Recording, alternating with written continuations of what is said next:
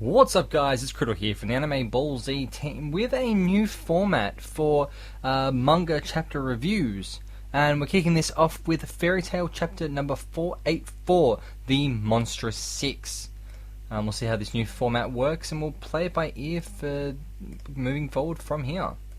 So the first page of this chapter is obviously the cover page, which has a very sad looking Lucy on the cover. With the text, I'm using the manga stream translation for this. The text on the page is, "I'll be an adult before I know it. With every passing moment, my heart wavers between adult and child." It's a quite depressing little page there. Lucy looks kind of really glassy and glazed, and not her normal chipper self. But, you know, let's move on. So we start out this chapter in southern Fjord Hagion, something like that, I'm not too sure.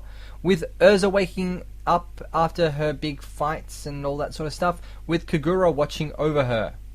Obviously, Urza's a little bit damaged after the fight that she was in, but, you know, I'm sure she'll be fine. So we pan out to reveal Carla, Wendy, Gray, and Juvia are all there waiting at Urza's bedside.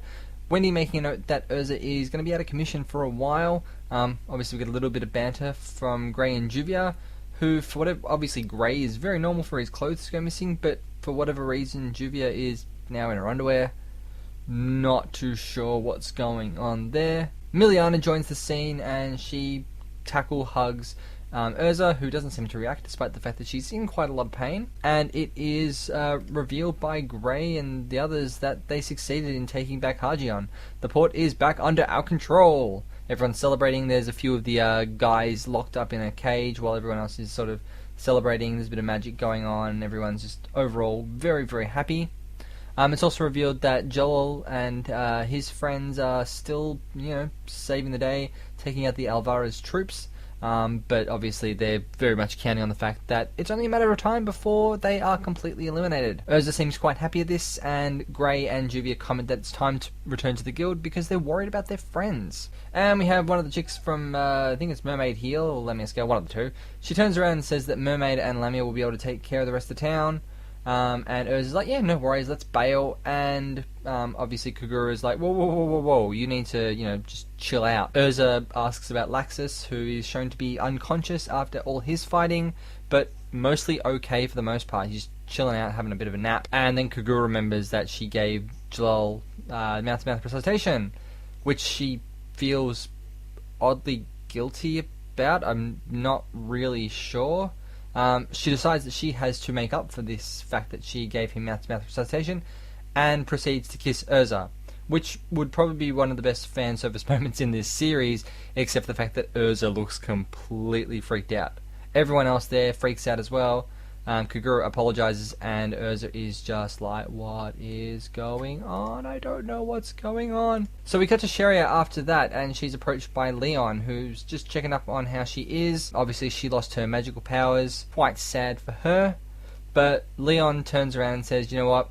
Really happy you saved everyone's life. We then cut to Di Maria, or Di Maria, not sure how her name's actually going to be pronounced in the series. She's reflecting on the fact that she turned around and said Brandish was pretty miserable for getting captured, and now look at her. She's bound and tied to a chair with magical sealing handcuffs on her to prevent her using her power. And the next page shows that she's in tears. She is completely broken by this defeat. And then we cut to Brandish with the Fairy Tail Guild members, where she's discussing with Marikov a bunch of information that she's willing to share with the group. Brandish reveals that she is in debt to Lucy, to which Happy's like, what did you do? Brandish then reveals that she's happy to go and negotiate with August, one of the Spriggan 12, to get him to not fight them, which would be a great advantage for the guild. Everyone's a little bit shocked by this, and she goes on to mention the fact that Eileen and August are obviously the two strongest members of the guild, or the Spriggan 12 anyway. Alvaro is being Calamity, and Eileen is Despair. They are peerless in skill. Brandish reveals that she has a personal relationship with August, but nothing with Eileen, so she can only help out to try and persuade August. So fingers crossed that that works. But I guess we'll have to wait and see on that. Mess jumps in and is like, whoa, we can't just trust this girl. And then Lucy turns around and says, I believe in you. And if you don't believe in yourself, believe in the me that believes in you. Natsu in classic Natsu form is like, yep, I'm going to go beat the crap out of August, and it's like, are you even listening to the story that's going on? We then move to the sacred mountain Zonia in the northern part of Fior. We've revealed Eileen. It's mentioning a battle between the White Angels and the Black Angels, and how there was after the fight, snow has fallen on this mountain for forever since then. So it's a very strong magic that's in place in this location. We're introduced to Hyunhee, Lunacy, and Juliet's son, who are part of the Eileen squad. One is clad all in black, one is clad all in white.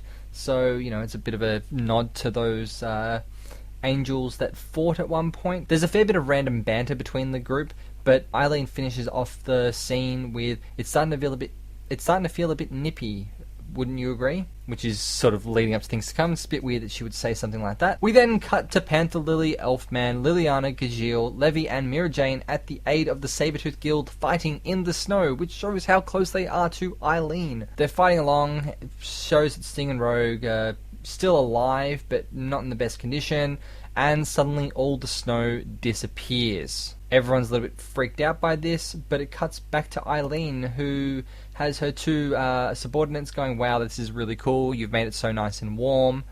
Very awesome, thank you, Eileen, for doing that. Eileen then makes mention of Bradman and Rakid, telling them to give the intruders, the Fairy Tale group, a warm welcome. Rogue happens to drop the fact that there are 3 monsters with the enemy in this snow region, which obviously refers to Eileen, Bradman, and Rakid, and then Gajeel comes out with the badass line at the very end of the chapter, well, ain't that a coincidence, because we've got 6 monsters over here. And it reveals, you know, all 3 of the siblings in their demon soul forms, Gajeel, Panther Lily, and then Levy, who is just like, are you including me in this whole thing? So yeah, that's the chapter. Now, Bradman is a member of the Spriggan 12, and Rakid has never been mentioned before, and is in complete darkness in his panel in this chapter. But given that only 11 of the 12 Spriggan have been confirmed, I guess we can assume that this guy is going to be the 12th Spriggan. So we'll have to see how that goes. Now, it's mentioned that Eileen used to be from Fior in this chapter as well. And the prevailing fan theory for this is that she's Urza's mother, which would be the first time since Lucy, the main character, that a biological parent has had a major influence of the story, aside from Laxus.